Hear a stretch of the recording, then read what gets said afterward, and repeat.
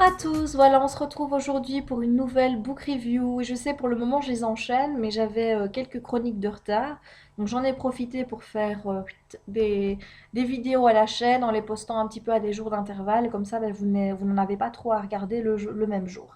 Alors aujourd'hui je vais vous parler de Journal de Stéphane tome 1 de L.J. Smith avec la collaboration de J. Pleck et K.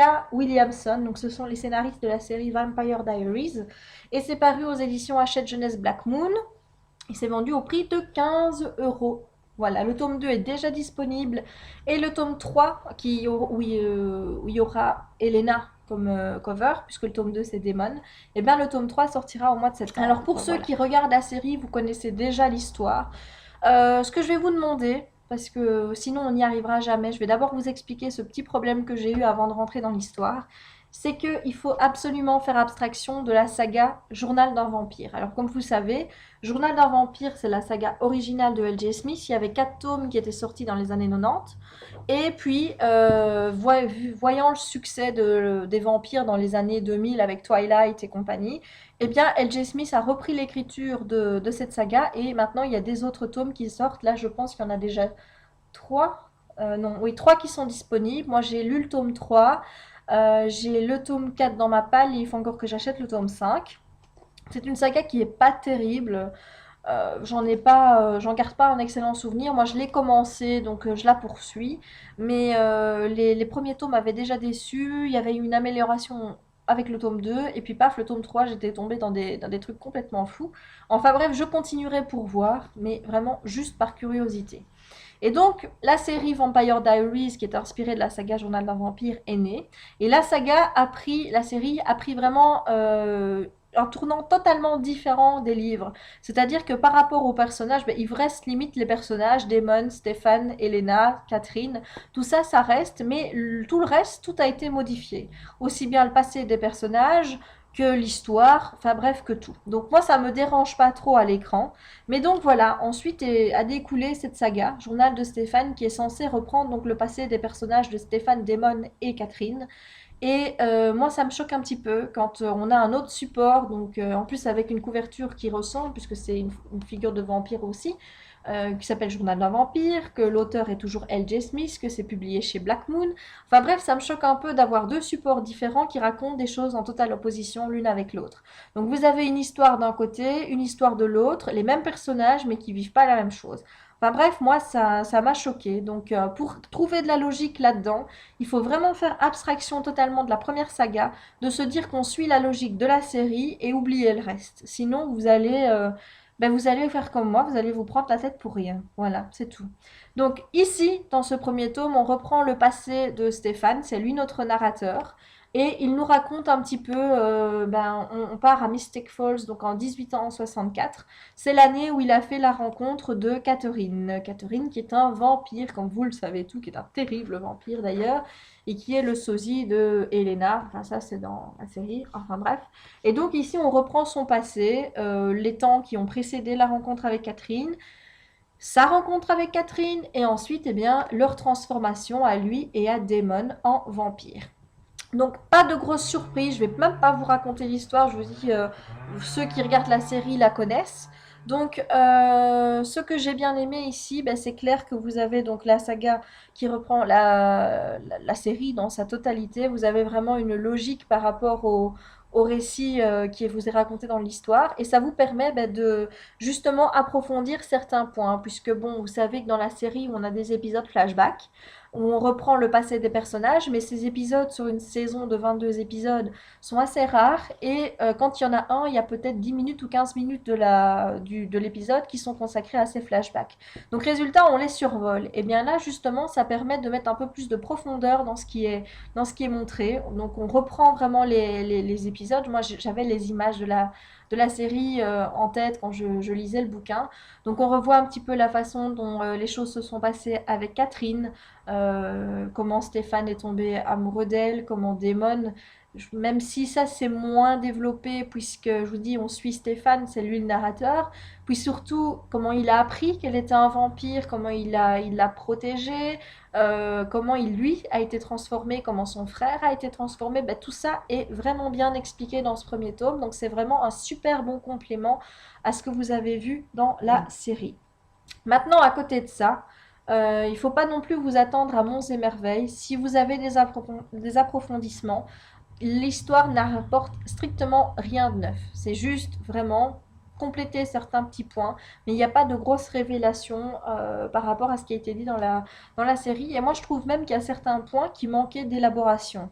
Je m'explique. Ben, par exemple, vous avez Pearl, qui est le vampire maman de Anna, qui était dans la tombe avec les autres vampires donc enfermés et brûlés avec l'église.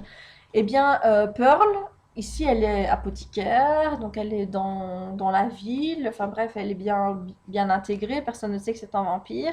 Et il y a, on vous dit dans la série, et on vous le dit ici, qu'il y a un petit quelque chose entre Jonathan Gilbert et Pearl. Eh bien ça, moi j'aurais bien aimé en savoir plus, j'aurais bien aimé que ce soit approfondi, mais ça l'est pas, vu qu'on suit Stéphane, donc on ne sait pas trop ce qui se passe un peu aux alentours. Donc ici, le roman qui est écrit à la première personne, pour s'appeler Journal d'un Stéphane, oui forcément, eh bien on est toujours un peu frustré. Donc même s'il y a des compléments qui sont apportés, il n'y a rien de neuf. Et sur les points où on aurait envie d'avoir plus d'approfondissement, on n'a rien. Donc c'est ça qui est dommage. Ce pourquoi j'ai pas trop aimé non plus, ça c'est tout à fait personnel, ça n'a rien à voir avec le livre, mais j'en ai quand même bien expliqué dans ma chronique, c'est Stéphane. Moi j'ai eu énormément de problèmes avec Stéphane dans ce tome-ci.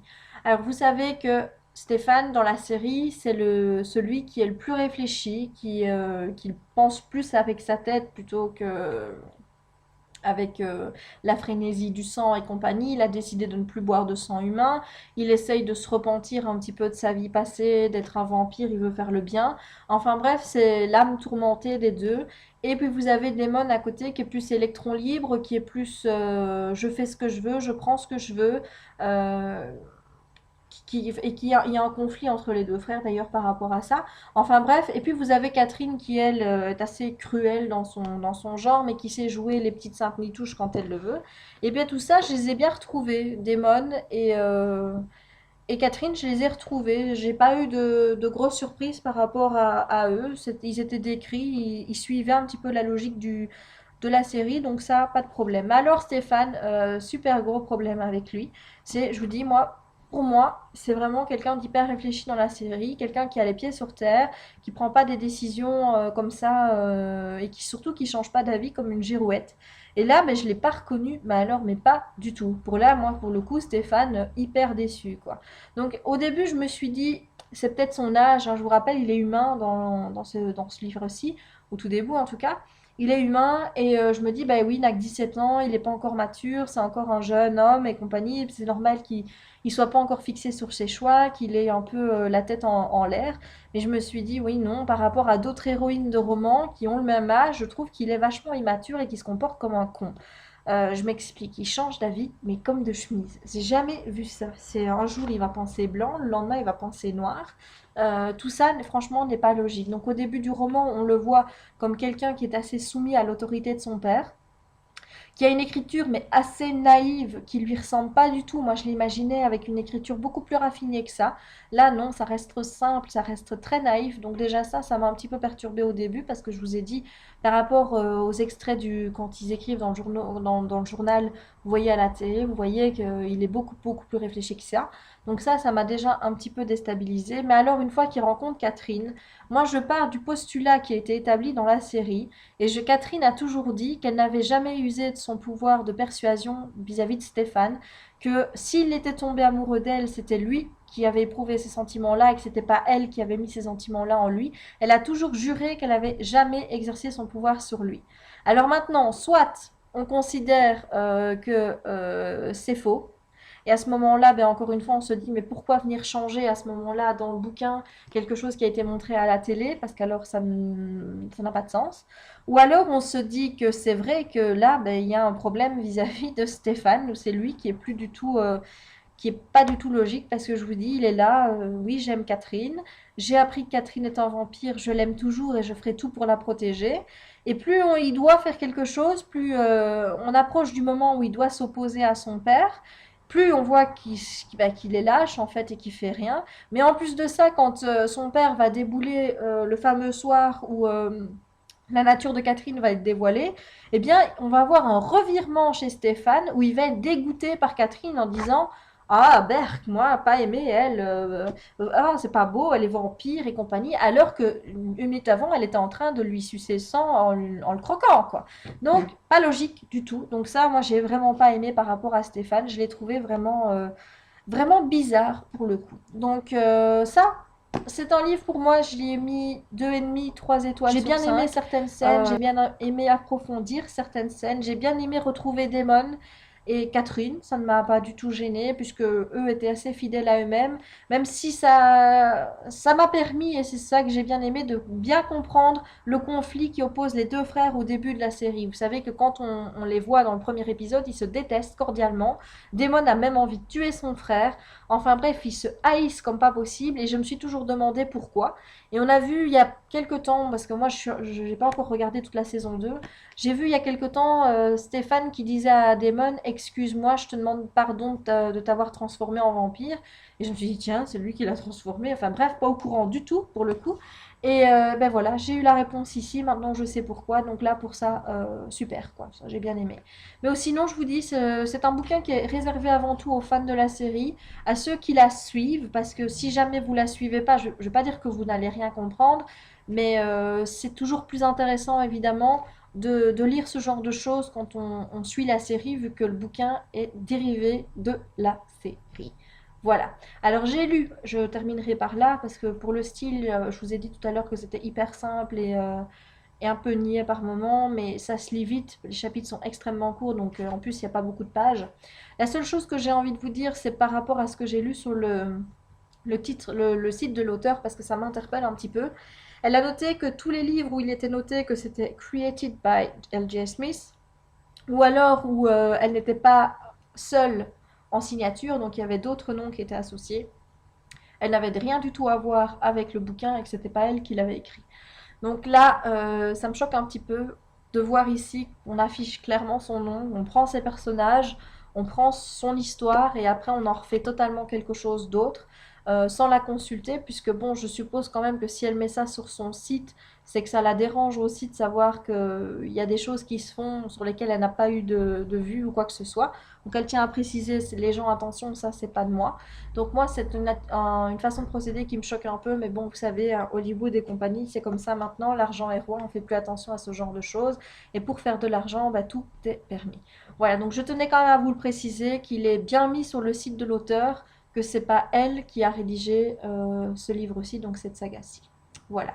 Donc, comme je vous le disais, je le recommande à tous les amateurs de la série, ceux qui ont envie d'approfondir un petit peu plus ce qui en est dit. C'est un très bon complément, mais qui n'est pas forcément indispensable. Ça se lit bien, ça se lit vite, et bah, je lirai la suite par curiosité.